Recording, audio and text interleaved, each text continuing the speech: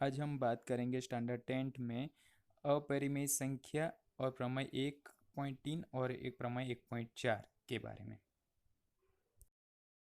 विद्यार्थी मित्रों, आज हम बात करेंगे अपरिमेय संख्याओं का पुनः प्रमाण। अब अपरिमेय संख्या का पुनः प्रमाण बात करने से पहले हम परिमेय संख्या और अपरिमेय संख्या क्या है वो जान ले और वास्तविक संख्या क्या है वो जान लेते हैं। हम जानते हैं कि वास्तविक संख्या यानी कि परिमेय संख्या प्लस अपरिमेय संख्या। अब बात करते हैं परिमेय संख्या और अपरिमेय संख्या की। बात करें तो परिमेय संख्या को संकेत में क्यू में दर्शाया जाता है। परिमेय संख्या यानी कि जो 9th में हम पढ़ चुके हैं कि कोई भी संख्या जिसे p बाई क्यू के रूप में लिखी जा सके और p और q पूर्णांक संख्या हो जहाँ पे q नॉट इक्वल टू 0 हो, ऐसी संख्या को हम कहेंगे परिमेय संख्या। अब बात करें अपरिमेय संख्या की। अब अपरिमेय संख्या यानी कि हम उसे स्मॉल h से दर्शाते थे।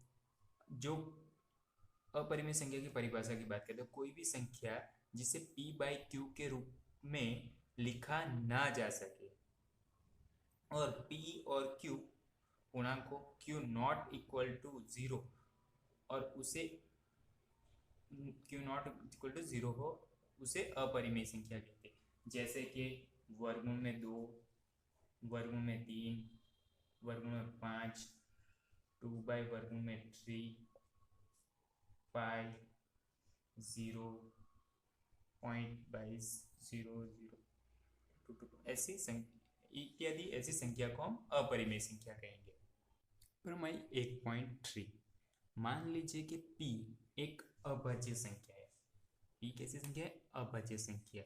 यदि p a स्क्वायर को विभाजित करती है तो a को भी विभाजित करेगी।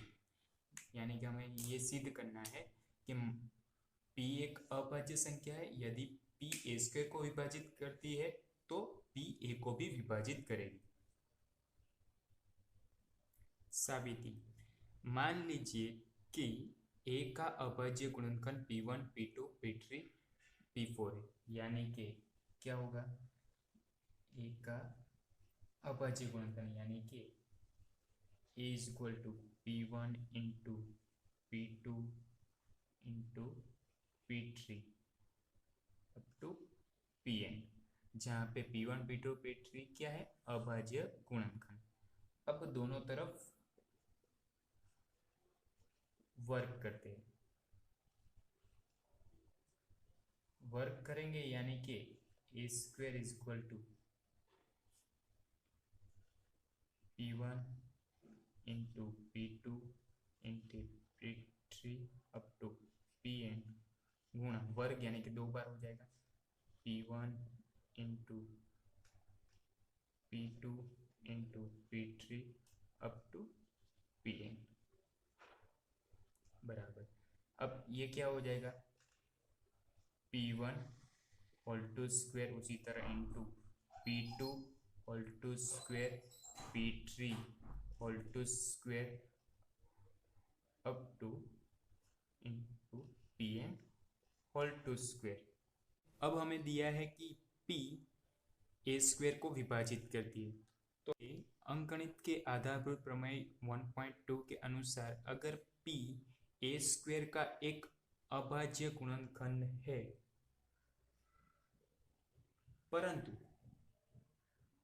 परंतु आधारभूत प्रमेय का अद्वितीय का गुण हम प्रयोग करेंगे तो अद्वितीयता का गुण के अनुसार हम कह सकते हैं कि a स्क्वायर का गुणनखंड p1 p2 p3 में से ही एक हो सकता है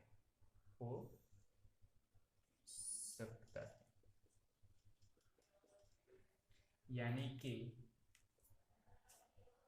हम कह सकते हैं कि p को p1 p2 p3 up to pn में से ही एक होना चाहिए। अब चूंकि हमें पता है कि A is equal to P1 P2 P3 up to Pn है, यानी कि हम कह सकते हैं कि P ए को भी विभाजित करेगा। हमने क्या देखा कि P ए स्क्वायर को भी विभाजित करेगा और P ए को भी विभाजित करेगा।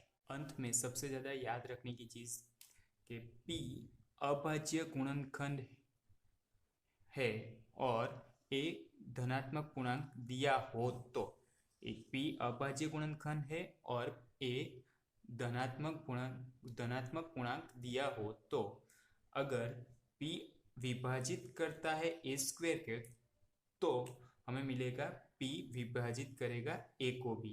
उसी तरह अगर P ए स्क्वायर का गुणनखंड है तो P ए का भी गुणनखंड होगा। प्रमेय समझने से पहले अभाज्य संख्या की बात कर ले। जो संख्या एक आपस में एक दूसरे को काटती न हो उसे अभाज्य संख्या कहते हैं। जैसे कि एग्जांपल ले लेते हैं 15/25, 15 यानी कि 3 गुणा 5, 25 यानी कि 5 गुणा 5। तो यहाँ पे क्या होगा, 5 5 कट गया, बचा क्या 3/5। और 3/5 ऐसी संख्या है जो एक दूसरे को कभी काटेगी नहीं, यानी कि वो कौन सी संख्या हो जाएगी, अभाज्य संख्या हो जाएगी। प्रमेय 1.4 वर्गमूल में 2 एक अपरिमेय संख्या है, इसे सिद्ध कीजिए। साबिती, जो दिया है उसे विपरीत मान लिया। हमें दिया है अपरिमेय संख्या, इसके विपरीत परिमेय संख्या मान लिया। यानी कि वर्गमूल में माना कि वर्गमूल में 2 एक परिमेय संख्या है। अब परिमेय संख्या है यानी कि हम P/Q में लिखना पड़ेगा, यानी कि वर्गमूल में 2 बराबर P/Q के रूप में लिखा। क्यों परिमेय संख्या यानी कि P/Q के रूप में लिख दिया। वर्गमूल 2 इक्वल टू P/Q, जहाँ पे P और Q पूर्णांक संख्या होगी और Q नॉट इक्वल टू 0 होगा।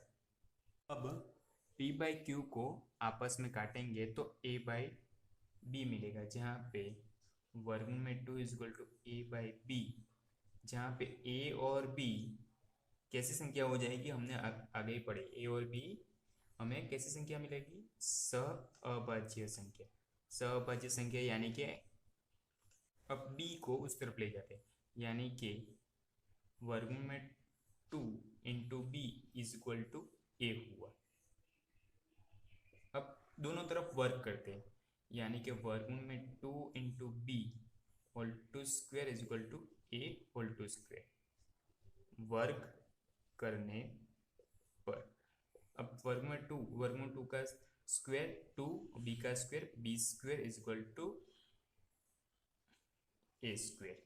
इसे समीकरण 1 ले लेते हैं।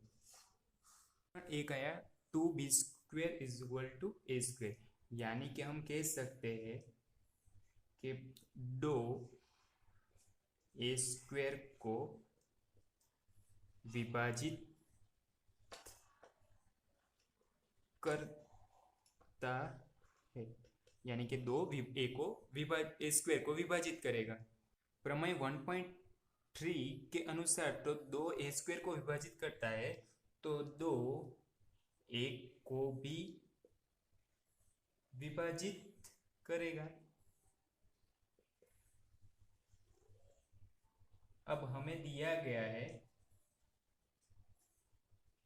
कि A is equal to twice C लिख सकते हैं।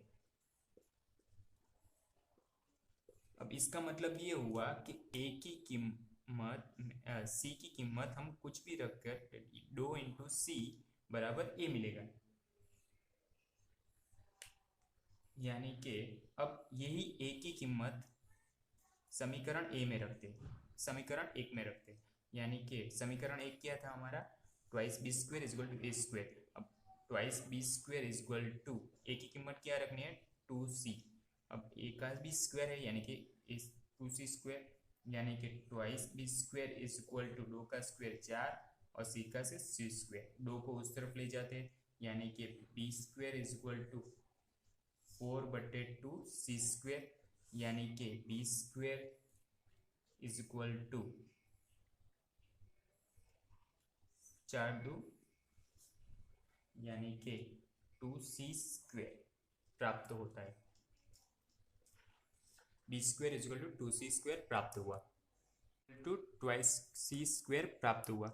यानी कि इसका मतलब ये हुआ कि 2 b² को विभाजित करेगा, 2 b² को विभाजित करेगा, यानी कि हम इसको ऐसे भी लिख सकते हैं कि 2 b को भी विभाजित करेगा प्रमेय 1.3 के अनुसार। अब प्रमेय 1.3 के अनुसार एक गुणनखंड 2 हो गए, p इज इक्वल टू क्या हो गया, 2 हो गया। अब p इज इक्वल टू 2 हुआ, यानी कि a और b का एक उभयनिष्ठ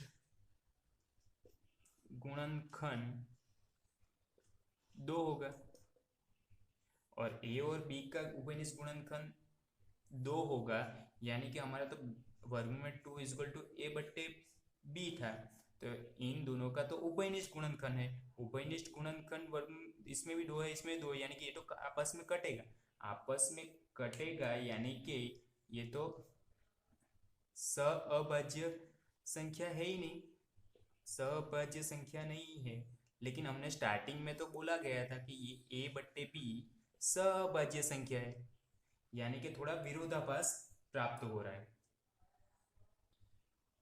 विरोधाभास प्राप्त के कारण हो रहा है, इसका कारण क्योंकि हमने शुरुआत में त्रुटिपूर्ण कल्पना की थी कि वर्गमूल 2 परिमेय संख्या है, यानी कि इस विरोधाभास से हम कह सकते हैं कि वर्गमूल 2 परिमेय संख्या नहीं, लेकिन वर्गमूल 2 एक अपरिमेय संख्या है।